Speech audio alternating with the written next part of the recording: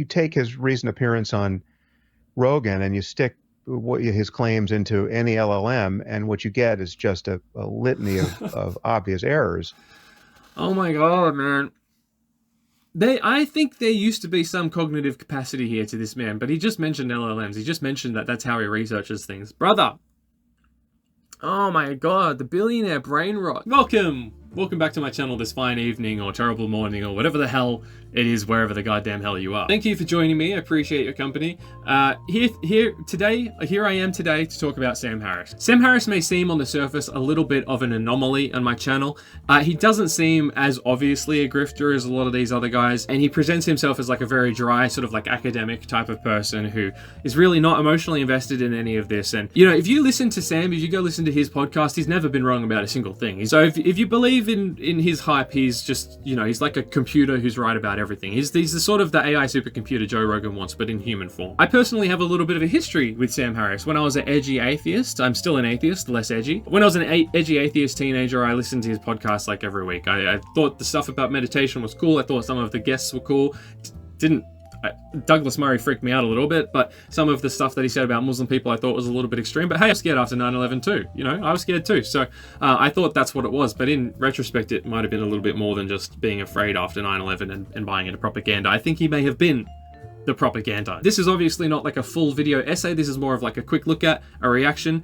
If you want a full video essay on this subject, let me know. You know, you guys, sometimes I get feedback that these videos aren't in detail enough. Let me know which ones you want the detail on. I'm just sort of, these are samplers, you know, we're getting to know each other right now. We're getting to know each other's tastes and what we're into.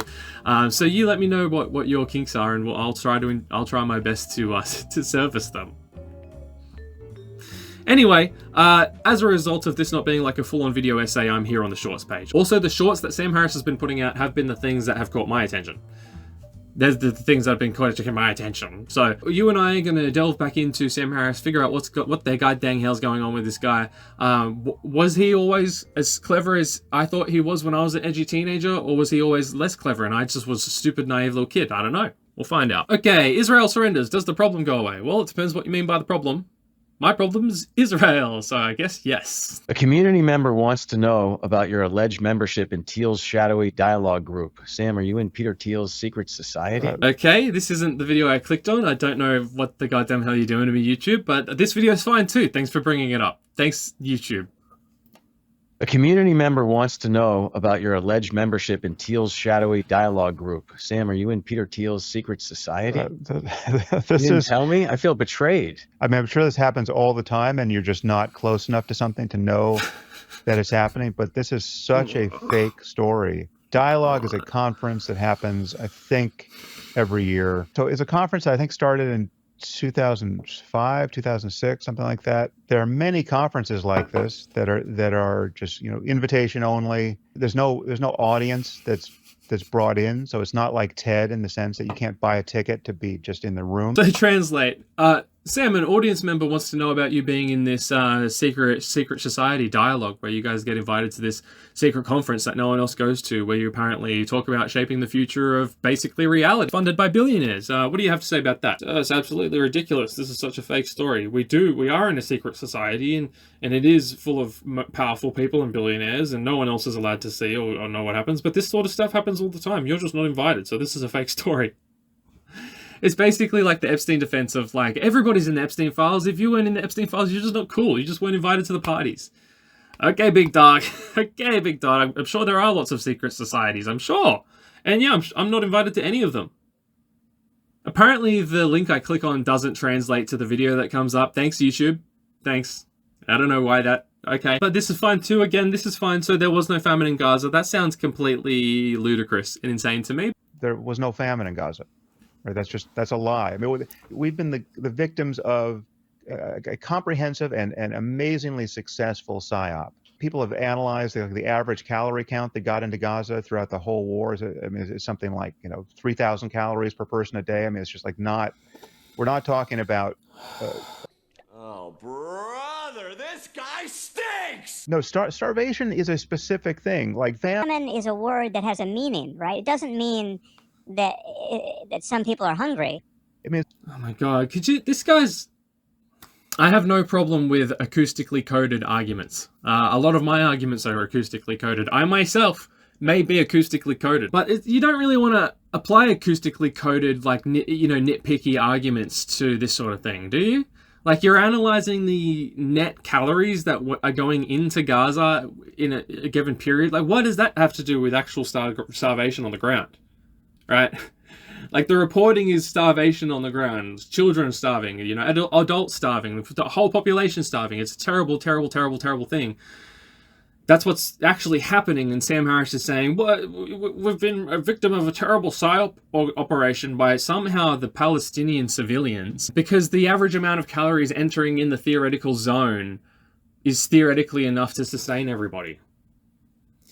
Okay, so I guess because there's theoretically plenty of food in America, there's not a single person starving in America.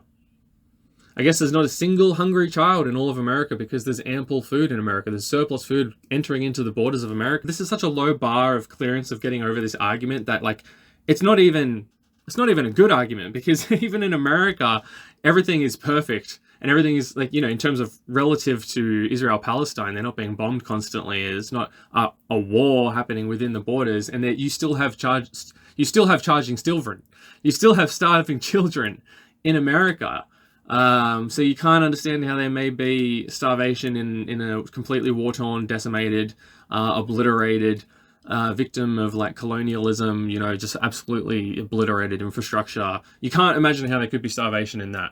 There's like 1,000 different ways that starvation could arise in that situation, but okay, you're very literal, except when someone is literally showing you, like, literal images of someone literally starving. Then that's not the definition of famine. My claim is that you don't have to debate the history of the Middle East to resolve the conflict there, right? And that's a fool's errand, right? The reason why there's no, what I am absolutely convinced of is that the only thing that matters is what people alive today really want out of life now. What do the Jews and Muslims in the region really want? What are they trying to accomplish? What are they willing to sacrifice for? What are they willing to die for? What are they willing to see their children die? See, this is, like, supposed to be the peak of intellectualism, right? This is like one of the four dark horsemen of new atheism, and his role was logical analysis. Is it not a very infantile assessment to boil this down to what do the Jews want versus what do the Muslims want? The conflict in the Middle East isn't the Jews versus the Muslims. It isn't Jewish religion versus Muslim religion, or Jewish people versus Muslim people. It's the state of Israel and Western colonialism and Western expansionism continually destroying everything that exists within the Middle East. That's what it's about. It's not about Jews and Muslims. It's about, like, if you want to call it Western civilization just, like, refusing to allow the Middle East to be. Refusing to allow it to develop, refusing to allow it to have its own resources, refusing to allow it to have its own land. The answers to those questions on the two sides of the conflict are very, very different. That's what I want to talk about. What's the difference between the Israeli settlers, who are, in many cases, utterly despicable and should be dragged off that land? I just want to make a point here. So this is why I said it in a previous video, I think with Ethan, that it's difficult to talk about this sort of stuff sometimes, because if you nitpick, you come off as like an extremist or something. But to say that the Israeli settlers are often despicable is doing a lot of work there.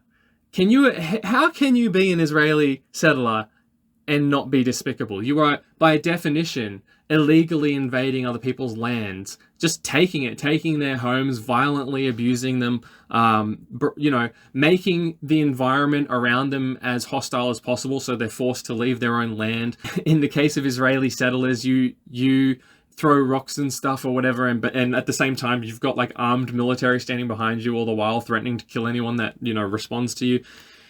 How can that ever be anything but, like, egregious? As bad as they are, how do they compare to Hamas and Hezbollah? Who is? Sam, this is very simple. This is a category error, right? You're taking the people, the Israeli settlers, who are, like, themselves, like, weird sort of halfway between citizens and military, but they're citizens, right? You're taking the citizens and you're comparing them to the government and military structures of Hamas and Hezbollah. So if I want to do a like for like of what you just did, I could compare like the innocent Palestinians that have absolutely nothing to do with Hamas. However you feel about Hamas, there's tons of innocent Palestinians that have absolutely nothing to do with that. They just want to live. I'm comparing them to Ben Gvir and Benjamin Netanyahu, these war criminals who want to like get rid of entire races of people. They want to clear them off. They want to replace them all with white people. They want to extend the West into the Middle East. Wow. Israel really seems really disgusting when you compare it like that. Sam, I thought you were better than this, man. It's really in a death cult. Let's just deal with this counterfactual. Israel goes... To say that Hamas is a death cult, when Israel is a nation founded on a religion that literally believes that the end of the world has to come for salvation to come. And there's large parts of the political parties that do actually believe that literal version of the story. Who's in the death cult? Is it the people trying to survive, or is it people with nuclear weapons? We dropped 2 atomic bombs on Japan to end World War II. Right? You might quibble with that. You might think that was a war crime. It was. You might think that was a horrific evil. It was. It wasn't, and no one calls it. We vaporized 100,000 people instantaneously, and then we killed another 100,000 slowly by radiation poisoning, yeah, it's terrible, and fire and infection. Yeah, it was unnecessary. No one calls that no serious person calls that Okay. All right, but it was terrible and unnecessary. You guys were already winning the war. You're already firebombing Tokyo. You're already just completely destroying everything in Japan. Completely unnecessary. Maybe not a... But I mean, okay. What's the point? What are we getting at here? And no human rights organization calls that. Amnesty International does not call that. But do you know what they call the war in Gaza? That's the...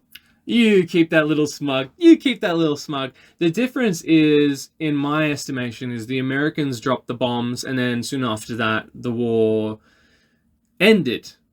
And they didn't continue to slaughter people and needlessly starve them. Whereas what's happening in Israel and Palestine, the thing that you so eloquently call a war, is a massive military superpower, one of the most powerful nations on the planet, nuclearly armed, nation that has the support of America, basically just funding anything they want to do, continuously and strategically and cruelly destroying and deconstructing any society that the Palestinian people have, and any access to water, food, anything. They're just completely undermining any ability they have to rule themselves. They're killing them. They're destroying their cities, and it's ongoing. And there have been people within the Israeli military, people within the Israeli government, people within the Israeli state who have said explicitly that the intention is to continue going, and basically Israel is to expand across all of the Middle East. And some of those people would love to get rid of our Arab people along the way. So there's a little bit of a different, again, maybe a category confusion there, Sam. A little bit of a category error. I am starting to notice a theme on the subjects that you seem confused about. Maybe the meditation isn't working so well in terms of splitting out the emotional from the logical recently. Oh boy, I'm excited for this one, because this is amazing. This title, Brett Weinstein seems reasonable, that's the problem. That's exactly what I think of you, Sam. I mean, it's true about Brett. Yes, it's true about Brett. But it's exactly what I think of you. So let's see what you have to say about Brett, and let's see if it is funny, because it's hypocritical. Disconcerting not to know whether someone has lost their mind, right? Because when you look at someone like Brett speak, he just seems to be the picture of reasonableness. Does he? Right? He's not getting blown around by his emotional life, or certainly not in any obvious way when he's certainly not on a podcast with Rogan. And yet the things he says are equivalently crazy, and the certitude with which he says them, it's totally indefensible. You take his recent appearance on Rogan and you stick his claims into any LLM, and what you get is just a litany of obvious errors. Oh my God, man. I think there used to be some cognitive capacity here to this man, but he just mentioned LLMs. He just mentioned that that's how he researches things. Brother, Oh my god, the billionaire brain rot. I know he himself is not a billionaire, but billionaires have obviously been in his life, right? They've obviously been influencing him. Anybody who has ties to a billionaire uses LLMs for research. Weird how they all do that. This is insane. Anybody who has any kind of ability to pass anything beyond, like, very, very, very basic vocabulary and understand the words that Brett's using, anybody can understand that Brett is full of crap. It's not difficult. And this is actually something that I heard Sam, I'm not going to be able to find it, but I've heard Sam in a different video or podcast or something say that he's actually very bad at this. He's actually very bad at judging whether someone's intelligent or full of crap if it's a subject matter that he's not familiar with. And he acts like this is sort of like a problem that everybody has. And I just want to tell you, Sam, it's not. A lot of people can actually spot bullshit a mile away. They can spot snake oil salesmen a mile away. A lot of people can't. And, that's fair. A lot of people don't have the familiarity or the awareness or even the suspicion to look for it. But someone like yourself, Sam, who purports yourself to be an intellectual, who purports yourself to be someone who people should spend time listening to and even reading your books, your non-fiction books about moral philosophy, you should probably be able to spot an obvious con artist, at least after like the 5th time you've met them. Because Sam does go on to have very long relationships with a lot of these very obvious snake oil salesmen throughout his career. And time again, he's like, oh, I got tricked. I can't believe I got tricked by that guy who's so... I can't believe I got tricked by that guy. He's so crafty. Oh, wow. They weren't, Sam. They weren't. They were just like racist and they were flagging to your racism and it made you feel nice. That's all. He isn't Brett is one of the most blown around by his emotions while talking men I've ever seen. Brett and Eric can't maintain a single line of thought. Isn't the war just creating more jihadists? No, I've never bought that. I mean, yes, I'm sure there are some specific individuals who could tell that story of their radicalization. I mean, I'm not saying that's an impossible way for the dominoes to fall, but generally speaking, that's not how you get jihadism. Isn't it? Right? You get jihadism by the indoctrination into a specific religious beliefs, and those beliefs spread. Right? People find those beliefs compelling for a variety of reasons, and if no other reason that they get drummed into the heads of kids since the moment they can speak. Right? So that's a fucking moron. This was happened in among the Palestinians. Right? I mean, the Palestinians are a highly radicalized culture because they have taught more than one generation of kids that this is the way the world is, right? I mean, you literally have... This was, I think, the tipping point for me, even back in the early days of listening to Sam Harris. He has no time for reality. He has no time for economic situations on the ground, the situation of violence on the ground, the oppression, the cultural erasure. He has no time for any of that and no concern for any of that. In fact, I remember very explicitly many times in his podcast where he's talked about extremism doesn't actually come from people living in extreme conditions. It doesn't come from oppression. It doesn't come from anything like that. Extremism specifically comes from the Quran and Muslims. And Palestinians are extreme, not because they're being bombed to death, not because there's loud drones hovering over their heads to terrify them 24/7, not because a sniper could just blow out their knees anytime they want to, just for fun and kicks, not because they could be subjected to sexual violence at any time, not because all of the infrastructure around them has been destroyed, not because the only time they ever hear about any person being Jewish is when a barrel of a gun is pointed at them. It's not any of that. None of that is the reason why some Palestinians may be, from his perspective, extremists. Rather, it's that they've been taught since childhood that Jews are bad because the Quran is evil and there's evil ideas in there. He will be forever completely unable to explain why this sort of extremism, as he sees it, is less common in the Western world, even though Muslims are all throughout the Western world. I just mean like basically not the Middle East. Could it be because the Middle East is just constantly war-torn by the colonial powers in there, just completely ravaging it and destroying it?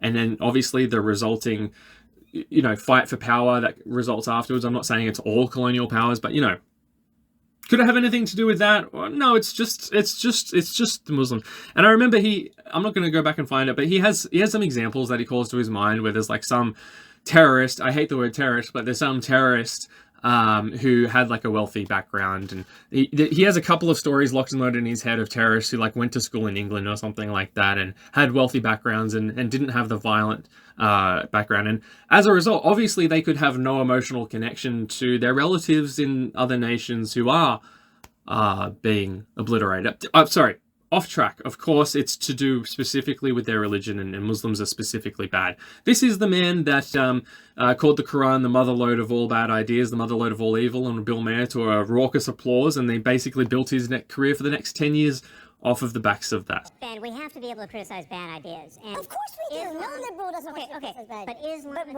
is the motherlode of bad ideas. Jeez. So we have ideas like if you're a Muslim person out there, I'm sorry that Sam Harris exists, basically. He's a piece of shit, and he hates Muslim people, I think probably because of some propaganda from his own religion, potentially.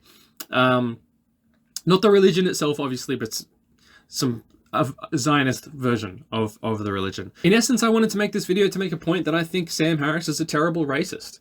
And he's hidden behind this appearance of intellectualism for far too long. Not that he's really relevant. It's not like he needs to be torn down a lot. He's not particularly relevant, but he's relevant in ways that matter. He's relevant in the way that if a news company wants someone on to talk about Muslims or something, or terrorism or jihad, as in Fox News wants someone on, they might still reach out to someone like him because he's put out books, he has a following, a dedicated following for a long time. He's seen as a professional. I think collectively we may need to bring him down a peg. We may need to let people know that a part of his brand, a very transparent part of his brand, is uber racism. Anyway, thanks for watching, Sam. I know you watch this. I know you watch everything I put out. Sorry that I fell off the bandwagon. Sorry I'm not watching your stuff anymore. I hope you get better. I hope you stop being so crazy, and I hope you find some joy and empathy in your life and you stop talking about Muslim people. It's been like 20 years, dude. Get off it. Move on. Thanks for watching. Like, comment, subscribe, do all the things. It'll make me happy. It really. So thanks. That's it.